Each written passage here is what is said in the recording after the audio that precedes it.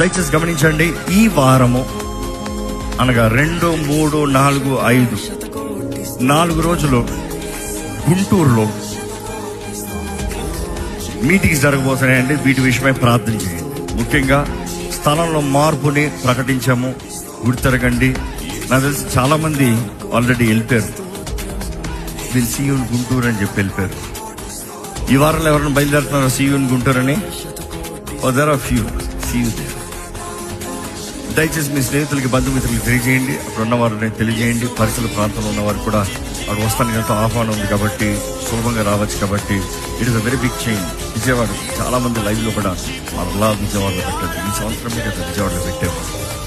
మరలా విజయవాడలో పెట్టండి. నిన్నే అంటాను, గుంటూరు ఎంతసేపు విజయవాడ, గంట సేపు విజయవాడ.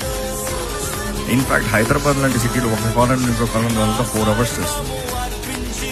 కానీ విజయవాడ